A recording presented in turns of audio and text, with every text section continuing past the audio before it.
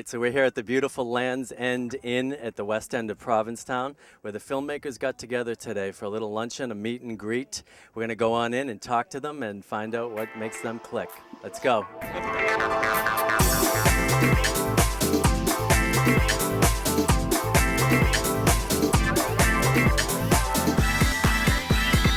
We're here on a beautiful Saturday afternoon. Isn't this spot great? It is incredible. I can't believe it. This is Allison Reed of the film Succubus. Allison, tell us about your film. What inspired you to do this film? Well, I've always thought that it's such a drag that we can't have children with each other that are biologically related to both of us. So my film's about two women who are desperately trying to have a baby that's a combination of the two of them. Really? Interesting. And what happens? I can't tell you that. You have to go and watch the film.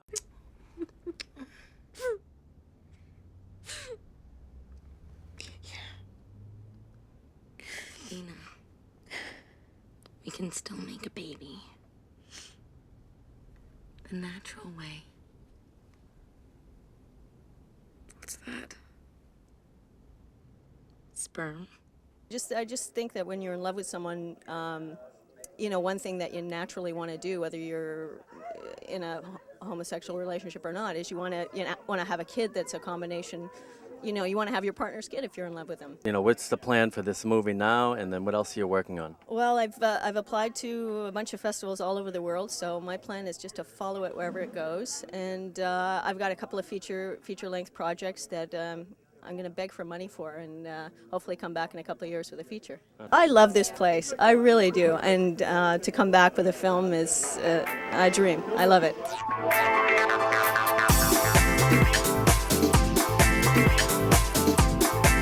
We are here with Ash Christian of the movie Fat Girl. Awesome movie. Thank you. Yeah, it was really good. Tell us about the inspiration for this movie. It's half autobiographical. I grew up a theater boy in small town Texas, and I thought it would be neat to make a movie about sort of growing up there and the struggles I had, and my 350-pound best girlfriend who I absolutely adored. And so I wanted to sort of show the world what it was like to have this sort of existence that's not very common, I guess. I've always sort of felt like a fat girl on the inside. I sometimes I think we're given bodies that aren't really what we are, and I feel like a fat girl. So I made a movie about it. You made a movie about it. You embraced your inner fat girl, and now here you are at the Provincetown Film Festival. Here I am. It's an amazing film festival. I had no idea. I've never been to Provincetown before, and I can't really get on the plane to go home. I don't know what I'm going to do. I know, isn't it beautiful? Look at this. It's outrageous. My flight leaves Monday, and I don't think I can make it. I don't know what I'm going to do. I got a job offer here, so I may just stay and make little movies here. And what's next for this movie? We are doing the festival circuit. We go to San Francisco next week, and LA and Philadelphia. But we have a couple of deals on the table, and we were just bought by a major cable network to be a series on their network. Really? Cool. Yeah, it's not even a gay network, but we're very excited to be there and sort of have a lead character with sort of a queer sensibility, which is great. So we're going to see you on the little screen then. Yeah, hopefully it'll be a pilot first, and then if it gets picked up, it'll be great.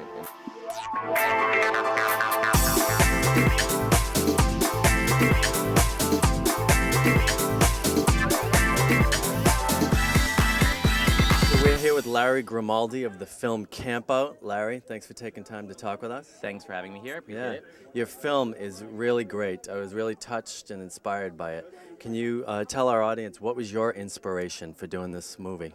Well, Campout is about kids who are gay and Christian and struggling with being both, and they attend the first Bible camp that was specifically set up for them so that they can have a safe place to explore these issues. And my producing directing partner Kirk Marcolina and I felt like that this was kind of on the pulse of something new that needs to be discussed in this country, because until religion changes, politics won't. And there's a lot of kids going to bed at night thinking that they're not loved and that they're going to go to hell, and the suicide rate is very high for gay and lesbian kids, and it's just, it shouldn't happen in 2006. And Kirk and I both grew up as Catholics, and we both came out of the closet in our early 20s, and life can be easier. Even though we both had good lives, you kind of feel a little gypped that maybe you lost something out of your youth, because when you're a kid you should be exploring like who you are and dating who you're interested in, and most of these kids go to bed at night also thinking like, hey, I'm going to grow old alone. No one's going to accept me. Whereas most teenagers are thinking about what music they're going to download, what jeans they're going to put on, what movies they want to see. It's really unfair that they don't get to live like an honest life like their peers. Tell us about your movie. What inspired you, and what's it about, and what inspired you? It's about a family, a poor family in Manila, who survive on an illegal trade of basically snatching cell phones.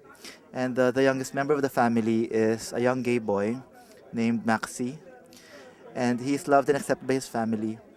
And he's the only feminine presence in the house, and he takes care of his family. He cooks for them, cleans for the house, does everything for them, and then he meets a new policeman on the block, and he falls in love with the policeman. Okay. Yeah, that's basically the start of the All film. right. And what was the inspiration for this story? Inspiration. My friends and I, we're all screenwriters for mainstream cinema in the Philippines. We've wanted to produce our own work for some time now, and we got this chance to do it. And we just wanted to do something that reflected actual realities in Philippine society today. Would you be willing to, in order to save one of your teammates, eat one of their fingers or toes? This is really the ultimate challenge.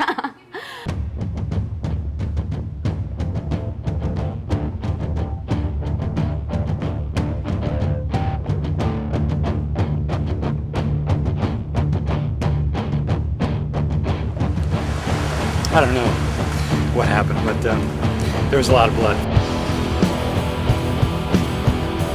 I think 100% television is going to keep pushing the envelope in reality programming, and there's no bounds that are going to be too far. A media relations specialist for the porn industry, Kevin Blatt says he's going mainstream with a reality television show beyond anything we've seen. We are talking with Dave Roberts and Gil Ripley. They are the creators of a new reality show.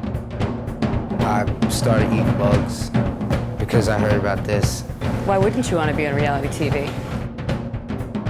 All right, let's dip people in gasoline and put them near a fire. Yes! Is she 14 or is she 18? That should be a reality show. What's left?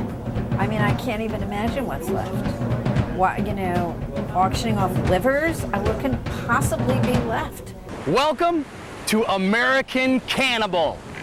American Cannibal is about what it says. It's the road to reality, like what it takes to make reality into entertainment and what it takes to get television to be seen, I guess. It's about entertainment. It's about reality and culture and entertainment. And we followed 2 writers. We actually started out following 12 writers, but it whittled down to 2, who pitched a show to the guy who put out the Paris Hilton sex tape and all the celebrity sex tapes.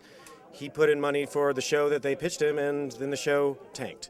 Well, that show was probably the bottom of the barrel. Like, you won't get worse than a Survivor show where people are asked to eat their fellow contestants. Right. And we just thought that was so exemplary for what the state of reality television is perceived to be.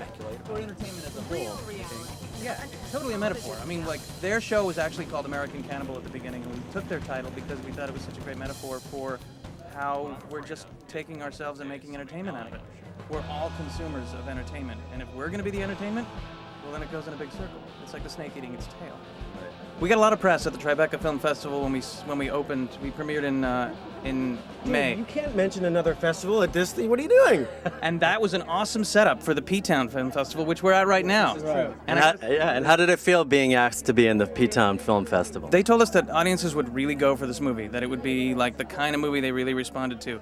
And today's screening really proved that. It was great. It was such a good energy, and even just the festival alone has a great energy to it. They love docs here. They love docs. They love progressive agendas. They love like things that sort of cut against the grain, and it's that kind of town. And I think the audience at the screening we just had, was one of the best audiences I've ever seen. Small and just right on the money. And it was gay, straight, young, old, men, women. It was wonderful, and it just felt so good. We had a great Q&A afterwards, and they got it. They get it. This is why we do this. This is why we do it for a film screening like the one we just had here in Provincetown. Right. That's why we make this stuff.